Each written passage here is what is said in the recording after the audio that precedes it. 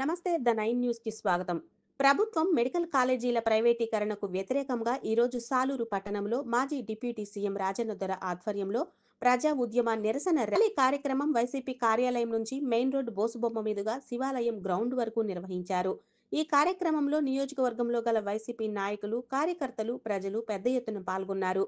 అనంతరం రాజన్నదొర మాట్లాడుతూ మెడికల్ కాలేజీలు ప్రైవేటీకరణకు వ్యతిరేకంగా చేస్తున్న ఈ ప్రజా ఉద్యమానికి ప్రభుత్వం అనుమతులు ఇవ్వకపోవడం చాలా బాధాకరమని, వైసీపీ నాయకులను ఈ కూటమి ప్రభుత్వం ఉగ్రవాదులుగా చూస్తున్నారని, న్యాయబద్ధంగా చేస్తున్న ర్యాలీకి పోలీసులు ఆంక్షలు విధించడంపై ఆయన ఆగ్రహం వ్యక్తం చేశారు.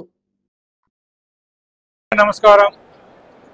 ఈరోజు ఆంధ్రప్రదేశ్లోని 175 నియోజకవర్గాల్లో కూడా ప్రభుత్వ మెడికల్ కాలేజీలను ప్రైవేటు పరం కూటమి ప్రభుత్వం చేస్తున్నందువలన నిరసన గలం వినిపిస్తున్నాం. నిరసన ప్రజాగలం అన్నమాట. కోటి గొంతుకలు వినిపిస్తున్నాం. ఈరోజు ఎక్కడ చూసినా సరే కోటి గొంతుకలు ఎక్కడ చూసినా. దానికి ముఖ్య కారణం ఏమిటంటే ప్రభుత్వ మెడికల్ కాలేజీలు ప్రైవేటు పరం చేయడం, ప్రైవేటు వారికి ఇచ్చుకోమని చెప్పడం మేము కాదనడం లేదు. భారతదేశంలోనే ఏ ముఖ్యమంత్రి సాధించిన విధంగా మాజీ ముఖ్యమంత్రి వర్యులు వైఎస్ జగన్మోహన్ రెడ్డి గారు తన 5 ఏళ్ల పాలనలో 17 ప్రభుత్వ మెడికల్ కాలేజీలు 17 ప్రభుత్వ మెడికల్ కాలేజీలు సాధించి ప్రజల కోసం, పేదల కోసం, దళితులు, గిరిజనులు, బడుగు బలహీన వర్గాల ప్రాణాల రక్షణ కోసం ఆయన ఏర్పాటు చేశారు. అటువంటి కాలేజీలను ప్రైవేటు పరం చేయడం తగునని గౌరవ ముఖ్యమంత్రి చంద్రబాబు నాయుడు గారు అడుగుతున్నాం.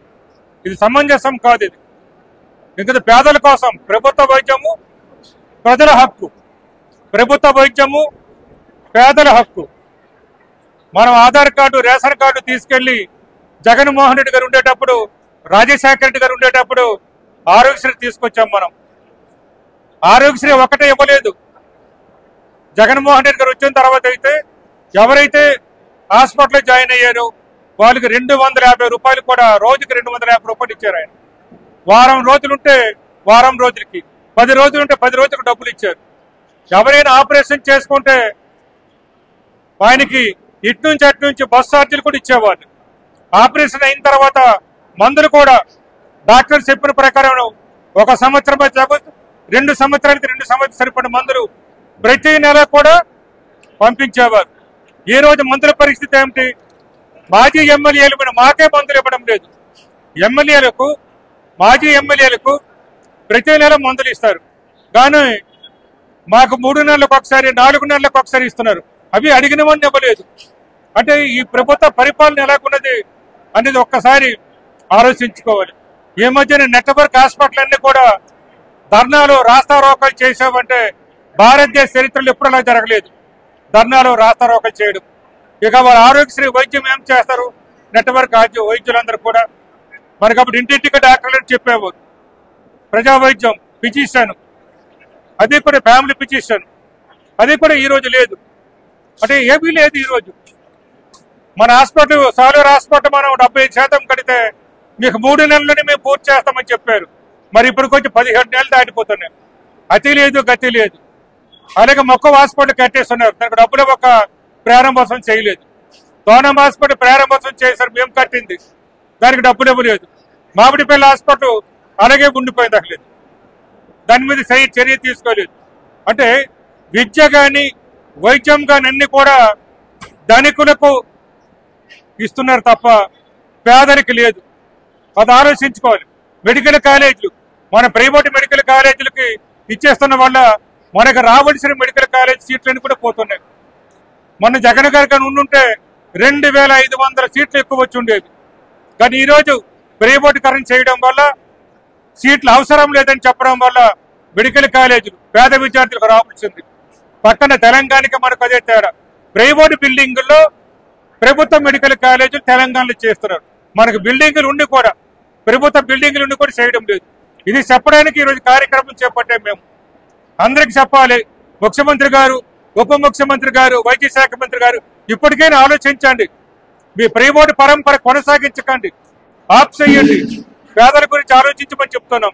ఈ కార్యక్రమం మేము చేస్తామంటే మరి పోలీసు అధికారుల మీద ప్రభుత్వం ఒత్తిడి, రకరకాల ఒత్తిడి, చెయ్యొద్దు, మీకు పెర్మిషన్ లేదు అనేది. మేము ఒకటే ప్రభుత్వాన్ని అడుగుతున్నాం, పోలీస్ అధికారులు కూడా అదే చెప్తున్నాం. మేము ఎప్పుడు సాలూరు నియోజకవర్గంలో కార్యక్రమం చేసినా మేమందరూ కూడా ప్రజాస్వామ్యబద్ధంగా శాంతియుతంగా చేస్తున్నాం. మీ అందరికీ తెలుసు, 4 సార్లుగా ఎమ్మెల్యేగా నాకు సాలూరు నియోజకవర్గ ప్రజలు అవకాశం ఇచ్చారు. విజయనగరం జిల్లాలో పనిచేసిన మీ పోలీస్ అధికారులు కానీ, పార్వతీపురం జిల్లాలో పనిచేసిన వాళ్ళకి ఎప్పుడైనా మేము ఇప్పుడున్న టీడీపీ గోండాల్లాగా మీ స్టేషన్కి వచ్చే గోండా చలాయిస్తున్నారు, తాగేసి వచ్చి మరీ మాట్లాడుతున్నారు. మేము ఎప్పుడు కూడా ఈ విధంగా మేము సెపరేట్ చేయమని చెప్పలేదు. చట్టం ప్రకారమే, న్యాయం ప్రకారమే నడమని చెప్పాము, మేము నడుస్తామని చెప్పాము. అలాగే మేము ఏదైనా కార్యక్రమం చేస్తామనేటప్పుడు పెర్మిషన్ అడుగుతున్నాం. మేము ముందుగానే ఈ కార్యక్రమం చేస్తామని గత నెలలోనే మేము ఇచ్చాం. గత నెల 28 కార్యక్రమం జరగవలసింది కాబట్టి గత నెలలో కూడా మేము ఇచ్చాం. అప్పుడైనా మీరు ఇన్ని ఆంక్షలు ఉంటాయి అని మీరు రాతపూర్వకంగా మాకు ఈరోజు ఇచ్చారు, మాకు రాతపూర్వకంగా. అదేవిధంగా మేము రాతపూర్వకంగా ఇచ్చి ఉంటే మేము కార్యక్రమం అలాగే చేస్తాం. మేము చట్టం వ్యతిరేకంగా మేము చెయ్యం. అలా కాకుండా మమ్మల్ని పాకిస్తాన్ టెర్రరిస్టులకు చూసుకొని ఈ దేశం పౌరులు కాకుండా మేమెవరో మరొక దేశం ఆఫ్ఘనిస్తాన్ పాకిస్తాన్ ఆఫ్ఘనిస్తాన్ పౌరులుగా మమ్మల్ని చూడటం ఈ ప్రభుత్వం అనేది కరెక్ట్ కాదని మనం చేసుకుంటాం. మేము ఎప్పుడు చేసినా సరే అధికారులు గౌరవిస్తాం, చట్టాన్ని గౌరవిస్తాం, ప్రభుత్వాన్ని గౌరవిస్తాం. ఆ రోజు మరి చంద్రబాబు నాయుడు గారు, మీ అందరికీ తెలుసు, పవన్ కళ్యాణ్ గారు, జగన్మోహన్ రెడ్డి ప్రభుత్వం మాకు పెర్మిషన్ ఇవ్వలేదు అనేవాళ్ళు. ఇవ్వకుండా అన్ని కార్యక్రమాలు ఎలా చేశారు. ఈరోజు మీరు అడ్డుపడుతున్నారు. మేమంతా ప్రజల కోసం చేస్తున్నాం, మా కోసం కాదు. రాజకీయం దీంట్లో ఏమీ లేదు. మేము చెప్పేది ఒకటే, ప్రభుత్వ మెడికల్ కాలేజ్ ప్రైవేటు పరం చేయవద్దు.